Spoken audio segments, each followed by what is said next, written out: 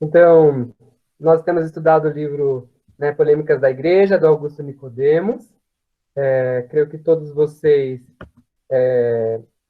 muitos dos que estão aqui conhecem, têm ouvido ou a aula online ou a aula gravada, né? E a gente já está no capítulo 12. O título do capítulo 12 é A Provável Causa dos Nossos Problemas. E é interessante que esse livro traz temas que alguns são polêmicos, alguns não são tão polêmicos. Mas, independente da polêmica, são temas que nos fazem refletir muito. Eu tenho pensado muito, temos sido, de todos os lados, né, pela pandemia, pela liderança de jovens, pela liderança da igreja, questionados, motivados e incentivados a confrontação, né, a entender o nosso papel na igreja, a entender aqueles casos que são polêmicos, que deveriam ser atentos, né, feitos, realizados na igreja, que não são realizados, e aqueles casos que são polêmicos deveriam ser limpos, né? Hoje o pastor Dorivaldo pela manhã, por exemplo, pregou a respeito vem pregando a respeito dos últimos tempos. Eu confio, eu creio, né? Essa é a minha fé, de que Jesus Cristo vai voltar. E existem alguns sinais, embora nós não saibamos o dia exato da volta de Jesus, existem alguns sinais da volta dele. Para mim, tudo que tem acontecido faz parte do final dos últimos tempos. Então, pode ser que os dias, sobre a perspectiva humana, né, muitas vezes a nossa fé fraca, fiquem dias onde nós vamos sofrer muito. Mas nós não podemos perder a esperança em Jesus.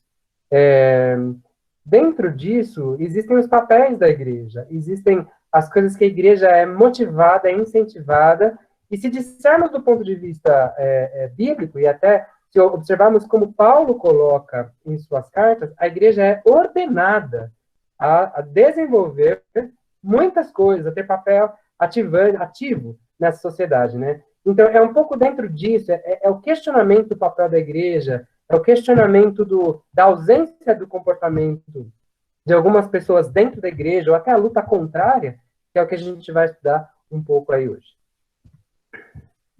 Então, a real causa dos nossos problemas. Vou apresentar a tela aqui.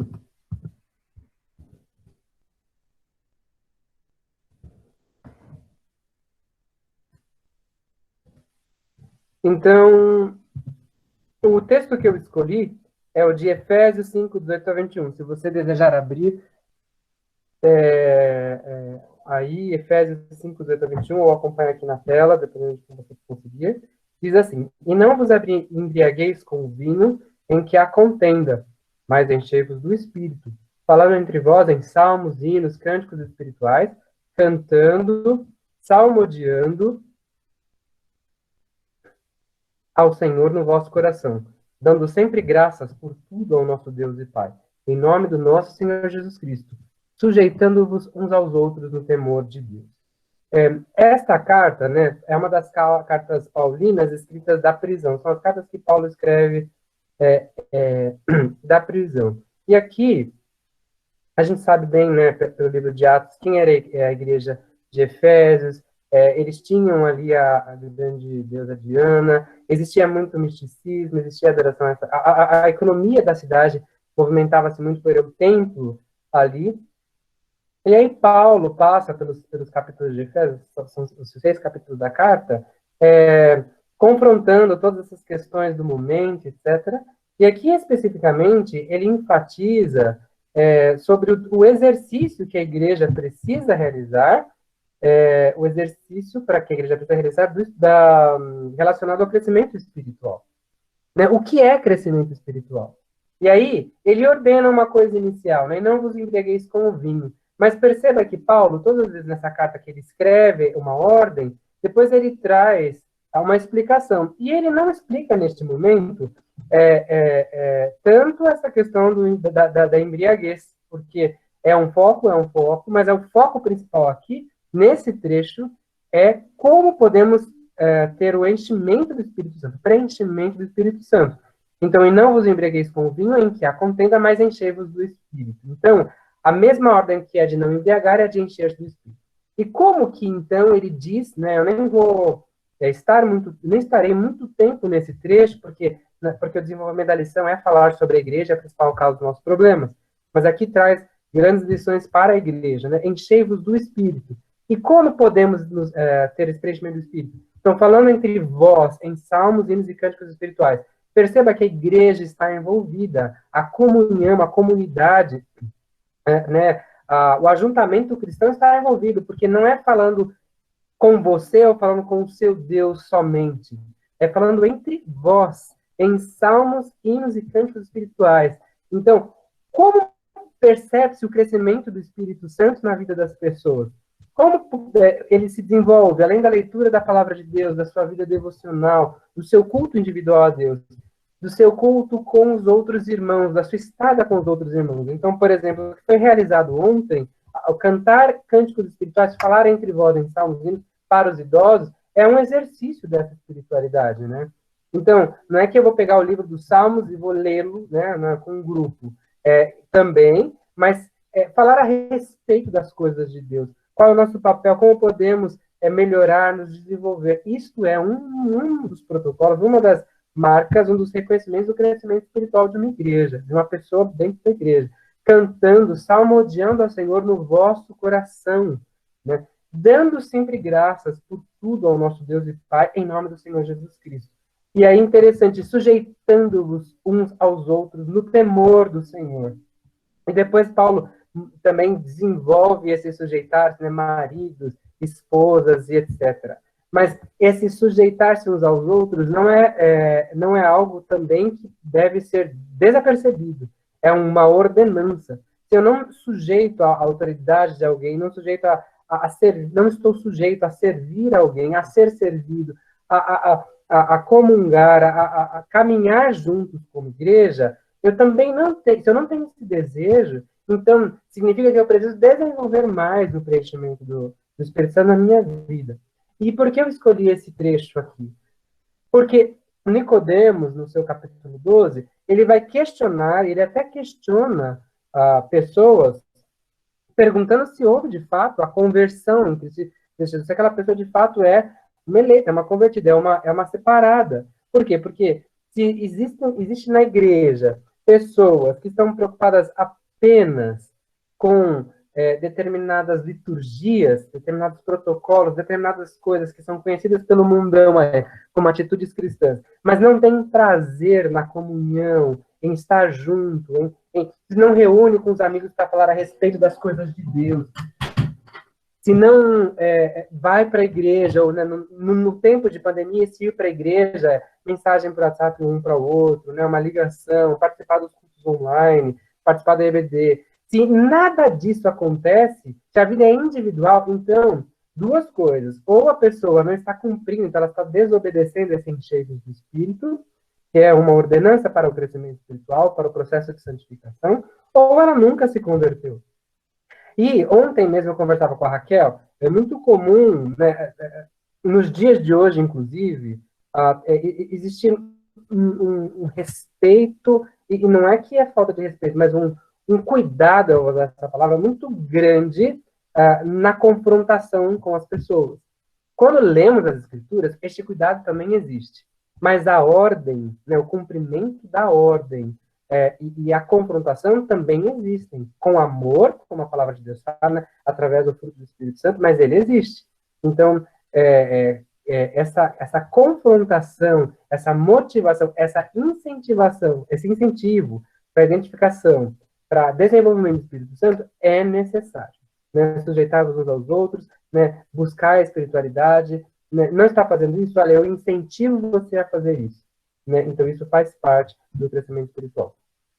Então, aí vem uma grande pergunta que ele coloca. Então, é possível alguém verdadeiramente iluminado pelo Espírito Santo e salvo levantar calúnia, espelar discórdia, ser imoral, ser iracundo, amar o poder ao dinheiro por anos sem arrependimento? Então, há casos na vida de pecados graves, né, que conhecemos, mas lemos na sequência o arrependimento, o conhecimento da penitência e transformação. Então, o que a gente precisa refletir nessa pergunta e nessa resposta? Se nós, ou se alguém que você conhece, né, que está dentro da igreja, se existe alguém dentro da igreja que sempre partidária, gosta de confusão, né, espalha discórdia, é imoral, é iracundo, apresenta essas características e nunca se arrepende, nunca se coloca debaixo da autoridade de Deus, nunca coloca sob a autoridade de alguém na sujeição, pedindo um conselho, pedindo desenvolvimento espiritual, pedindo esclarecimento, né, de como deve ser, se é pecado ou não. Se a pessoa nunca se coloca sob a autoridade do Espírito Santo, né, para até penitência, quando a gente é penitência, sofrer as consequências do pecado, é provável que muito provável que essa pessoa nunca se converteu, né? Porque quem é convertido, né, traz no mínimo, né, algumas dessas características que é colocado aqui, por exemplo, em Efésios 5. Também a gente conhece o fruto do Espírito Santo também, gozo, paz, alegria, né, amor, longanimidade, benignidade, todas essas questões são vitais para a vida cristã, vida espiritual. Se isso nunca acontece, né, a pessoa sempre de cara fechada, irada, sempre, né? Então a pergunta é, sempre busca o dinheiro em sua carreira, né? Nunca se arrepende. Então a pergunta é, será que ela foi iluminada pelo Espírito Santo? Será que ela, ou não? E provavelmente ela vive nas trevas, ela vive no escuro, porque a busca dela, o prazer dela, o desejo dela é completamente contrário ao desenvolvimento do Espírito Santo na vida dela, ao processo de separação. Então, aqui também, não vou entrar em nenhum detalhe da carta, apenas o versículo, os versículos estáticos, a gente tem alguns exemplos, né, de que Paulo coloca em suas cartas de falsos mestres, né, de falsas pessoas. Por exemplo, aqui em Filipenses 3, 18 e 19. Porque muitos há, os quais muitas vezes vos disse, e agora também digo, chorando, que são inimigos da cruz de Cristo, cujo fim é a perdição, cujo Deus é o ventre, cuja glória é para a confusão deles, que só pensam nas coisas terrenas. Então, pessoas que foram expostas ao Evangelho, conheceram, né, a verdade, mas da verdade receberam isso como uma afronta aos seus próprios desejos, porque os desejos são carnais e terrestres, é o próprio eu, né, o próprio Deus, então tornam-se inimigos da cruz. Então aqui existe um grande exemplo de confrontação para a vida individual, né? Qual é o meu desejo, né? Como eu vivo, né? Será que o que eu quero para mim, como eu ajo com o meu próximo, compete com a glória de Deus e com o exercício da espiritualidade, né? O Espírito Santo tem crescido na minha vida, né? Eu tenho desenvolvido o fruto do Espírito Santo. Então, Romanos 16, 18. Porque os tais não servem ao nosso Senhor Jesus Cristo, mas ao seu ventre, e com suaves palavras e lisonjas enganam os corações dos simples. Porque esse ponto, né? Muitas vezes, pessoas incentivam a outras a desenvolver desejos terrenos e levam algumas questões espirituais para que as pessoas se enganem. Então, isso a gente está cansado, né? Cansado de saber que isso existe até nos dias de hoje. Aquelas pessoas que, né? Deixa eu só ler aqui o 22 e 23, aí eu já comento, né? Mateus 7, 22 e 23. Muitos me dirão naquele dia, Senhor, Senhor, não profetizamos nós em teu nome, em teu nome não expulsamos demônios, em teu nome não fizemos muitas maravilhas, então lhes direi abertamente, nunca vos conheci, apartai-vos de mim, vós que praticais a iniquidade. São pessoas que trazem algumas das práticas cristãs, né, transformam isso entre aspas, religiosidade, né, constroem algum caminho para que outras pessoas sigam isso e talvez entendam que aquilo seja a busca do seu processo de salvação. E olha como isso é contraditório, porque nós não buscamos a nossa salvação. Nós recebemos a nossa salvação de Jesus Cristo. Quem nos ilumina é o Espírito Santo. Então nós vamos desenvolver, através do crescimento de Cristo e do desenvolvimento do Espírito Santo na nossa vida, a espiritualidade. Né? Não é alguma coisa que alguém criou que eu vou seguir. As religiões são assim. Né? Acho que a gente, na classe de jovens, já conversou muito nisso. Né? As grandes religiões, por exemplo, vamos pegar o islamismo. Existe uma série de protocolos que eles devem seguir. Inclusive, no seu momento do dia, a oração voltado para Meca, onde eles param e oram, né, para Allah. Aí colocam uma série de coisas que eles devem seguir, e o fiel àquela região entende que uma vez que seguindo aquilo, tudo vai ter o seu benefício no paraíso, né? Inclusive, se ele morrer como um mártir por determinada causa, né, ele vai ter benefícios, vai ter mulheres no paraíso, enfim. Estas são questões de engano que as pessoas colocam para tirar o foco de Cristo e pensar nas suas próprias coisas terrenas e desenvolvimentos terrenos. Tá, e como é isso para hoje, né? Como funciona isso? Então, algumas questões simples que a gente pode pensar seria se no meu dia a dia eu tenho desejo de conhecer as ordenanças, os imperativos de Deus para o meu desenvolvimento espiritual, se eu tenho entendido, se eu tenho buscado alguém que possa me ajudar a isso, e se eu tenho desenvolvido isso na igreja e fora da igreja. Então, vocês também têm percebido e temos sido todos grandemente desafiados a olhar para fora. Né? Então, por exemplo, o Amadeu é capelão, temos a Cristina Garbim, que trata da ação social na igreja, temos sido incentivados pelos ministérios deles a olhar para fora da igreja. Né? Tem pessoas passando fome, tem pessoas sofrendo, o Ministério de Aconselhamento Bíblico, por exemplo, também. Tem pessoas com grandes conflitos espirituais. Então, eu não posso passar a vida inteira achando que eu preciso me desenvolver, ou não desenvolvo a minha espiritualidade e não ajudo ninguém. Isso mostra um tremendo egoísmo. Por quê? Porque tem muita gente aí fora precisando desse braço, dessa mão, dessas pernas, dessas costas, né? Isso também entra, né, muito inspirado pelo aniversário da igreja, né, a mensagem do pastor Rubens de ontem, por exemplo, inspirado nessa lição, né, inspirado nos estudos, por exemplo, do Amadeu também, que tem dado a nós, todas essas questões têm nos inspirado, né, o que tem acontecido na igreja. Eu acho que tem acontecido um avivamento espiritual no Rio Pequeno, muita gente chegando, muitos membros, inspirado nisso tudo que nós, né, estamos provocando. Não só vocês, mas a nós mesmos, nessa questão do desenvolvimento da espiritualidade real. Né? Não é só assistir a um culto, né? Não, é muito mais do que isso. E nós, jovens, como eu coloquei no grupo, por exemplo, somos a linha de frente. Vocês jovens, nós jovens, né, que estamos incluindo, somos a linha de frente. Não posso estar presencialmente, mas tem muita coisa a ser feita para a sociedade, né, aí fora, um cristianismo real. Por quê? Olha que interessante. Quando eu digo que eu sou cristão, mas eu não tenho interesse pelo próximo, né? Eu descumpro o que Jesus Cristo diz: amar a Deus de todo o coração, amar o próximo como a ti mesmo. Eu estou só preocupado no meu conforto, na minha segurança, e me cego ao próximo, me cego a quem está aí fora.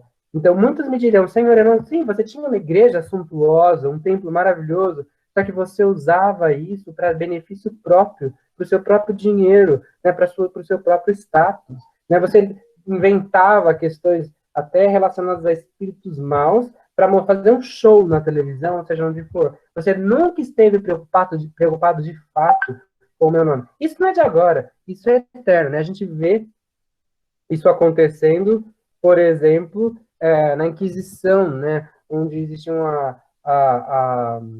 as indulgências que a Igreja Católica colocava, vendendo para o povo, quer dizer, usando o nome de Cristo na igreja, num sacramento, numa santidade, num clero, para na verdade, enriquecer-se mais e que fazer o quê? Escravizar o povo, né? Escravizava através da própria fé. Isto é uma tristeza, e a gente precisa questionar isso fortemente. Né? Então, aqui também, por exemplo, Paulo afirma em 1 Coríntios 13, e a gente sempre toma esse trecho para falar do amor, a gente toma esse trecho para falar até da questão das línguas, né, o cuidado que Paulo tem, mas na verdade existem também várias mensagens aqui, uma delas é a dos falsos crentes infiltrados dentro das igrejas. Né? Ainda que eu falasse as línguas dos homens, dos anjos, não tivesse amor, seria como metal que soa, como sino que tinha. O que quer dizer isso? Né? Ainda que eu apresentasse as questões que todos estão dizendo que são espirituais, mas o amor não existisse, então na verdade não existe nada. É como metal que soa, né? Soa a espiritualidade, ou se ouve, mas não tem amor, não tem Jesus, porque Deus é a prova do amor para conosco. Então, não adianta nada vocês ficarem fazendo essas coisas que vocês estão achando que são as evidências do cristianismo, se vocês de fato não estiverem estendendo a sua mão amando o próximo. Ainda que tivesse falando de profecias, conhecesse todos os mistérios, a ciência, e que ainda tivesse toda a fé de maneira tal que transportasse amor. Se não tivesse amor, isso não serve de nada. Ainda que distribuísse toda a minha fortuna para sustento dos pobres, e essa parte é interessante, e ainda que entregasse o meu corpo para ser queimado, não tivesse amor, nada disso me aproveitaria. Mas, a gente não acabou de dizer que, né, a mão estendida, né, a ação social, não faz parte do amor? Isso faz parte do amor genuíno, né, do interesse puro e exclusivo da glorificação a Deus, né, da atração do mundo para Deus. Agora, a partir do momento que eu faço isso para benefício próprio, para glorificar os meus atos, né? Existem seitas que fazem isso, né? Elas são baseadas nas boas obras, e a gente aprende lá no livro de Tiago também, que da mesma forma que a fé sem obras é morta, a obra sem fé é morta. Aqui está dizendo isso, ainda que distribuísse toda a minha fortuna para sustento dos pobres, entregasse o meu próprio corpo, quer dizer, eu sou um Marte, né? Para ser queimado, se não tem amor, não serve. Não serve. E o amor genuíno. Então, hoje, há igrejas que abrigam falsos crentes, e até diáconos e pastores, e pessoas podem até cumprir determinado tempo com crentez, mas em algum momento a natureza não regenerará. Não sei se vocês viram, acho que faz mais ou menos 1 ano e meio, um ano, um pastor, isso foi muito triste, né? Foi bastante comentado. Eu deveria ter trazido esse exemplo de forma mais clara, mas eu acabei não trazendo. Ele mandou uma nota, né, dizendo que se afastava da família, que deixava o ministério, mas ele queria viver uma vida fora disso tudo. Então, talvez, até no início, não sei, no início, ele tinha um encantamento, né, um encanto por tudo isso que era o cristianismo. Mas se não é o Espírito Santo que conduz, que não ilumina, virou mera prática, mero exercício, mera corrida física, terrena, né? E se perdeu. Porque aquele que realmente é iluminado pelo Espírito Santo, Hebreus fala isso, é impossível que essa pessoa retorne a fazer isso novamente. Por quê? Porque isso é incrível, né? E insisto, não é aqui, né, como diz esse slide, não é que o pecado não existe, nós somos pecadores, não é que o erro não existe, mas quando a pessoa é iluminada verdadeiramente pelo Espírito Santo, ela tem o amor de Deus na vida dela, ela saberá que ela precisa se arrepender, ela se arrependerá, e ela conhece quais são as consequências daquilo que ela pratica, né? E aí, aqui, eu faço algumas perguntas, e aí eu vou fazer as perguntas, citar, concluir, e depois a gente abre, termina a gravação, a gente abre, tá? Já recebeu o Senhor Jesus como o meu Salvador? Acho que essa é uma pergunta que deve confrontar o coração, né? Avaliar a nossa vida. Quais são os atos, qual é o fruto do Espírito Santo? Aliás, se o fruto do Espírito Santo se desenvolve, né? Se a espiritualidade, se o processo de santificação, de salvação, de separação é real na minha vida. Se não, não se envergonhe, renda seus pés. Jesus fala, Senhor, eu de verdade nunca aceitei o Senhor como o único suficiente Salvador. Eu estava cego pelas maravilhas e pela, eu diria até, entre aspas, contaminação, pelo espirro da bênção, mas eu, de fato, nunca reconheci Cristo na minha vida. Eu me humilho perante o Senhor, reconheço Jesus como meu Salvador, meu Senhor. Perdoa os meus pecados, né? Então, que implicações o verdadeiro cristianismo traz para mim, na igreja, na minha vida, com o meu próximo, com o outro, né? Eu estou sentindo a dor real ou eu estou querendo ser vitimizado, né? Sempre me colocar como vítima, ou eu estou desenvolvendo esse meu processo de vitimização para que eu também possa estender a mão e ser bênção. Como eu me relaciono com a igreja de Cristo? Quem eu tenho sido dentro da igreja, né? Eu almejo qual ministério, né? Reconheço que o Espírito Santo me doou, né? Deu dons espirituais talentos para que eu desenvolvesse para a glória dele? Quais são? Eu não sei, preciso de entendimento, eu preciso de ajuda, né? Como tenho crescido no Espírito Santo? E aí, essa pergunta, ela conclui essa grande lição. Então, respondendo à pergunta inicial, que é a provável causa, não é a pergunta, mas talvez a hipótese do Nicodemos aqui, a provável causa dos nossos problemas, ele defende a provável causa dos nossos problemas, talvez pela não salvação, pela ausência de Cristo nas nossas vidas. Porque se você aceitou Jesus faz 15, 10 anos, e sua vida sempre é vista como um problema, sempre de cara fechada, sempre triste, né? Não enxerga a graça, não enxerga o crescimento espiritual, então, o resumo dessa lição é necessário que, então, o Espírito Santo te ilumine, que haja salvação. Se você se sente fraco, mas de fato é convertido, então é necessário esse entre vós, essa sujeição, esse crescimento espiritual, né? E aí ajuda é necessário, aconselhamento discipulado. Se você já foi alguém, né, que desenvolvia, que influenciava, não ache que o seu status, eu vou até pedir permissão para usar essa palavra, o seu status de espiritual em algum momento é eterno. O desenvolvimento da espiritualidade é diário. Já falei isso várias vezes entre nós, que ninguém é espiritual como um status protocolar eterno. Não. A espiritualidade é reflexo do desenvolvimento diário dela mesma. Ela não pode ser algo que você adquire ponto. Então, também é um desafio. Né? Ontem, eu pensando um pouco, até comentei com algum de vocês, a respeito de discussão, né? Porque tem havido algumas conversas aí no nosso grupo, e aí eu quero dizer o seguinte, a discussão, sabe por que a discussão não existe? Né? E aí eu estou me incluindo, obviamente, a discussão não existe porque nós não temos a mente de Cristo.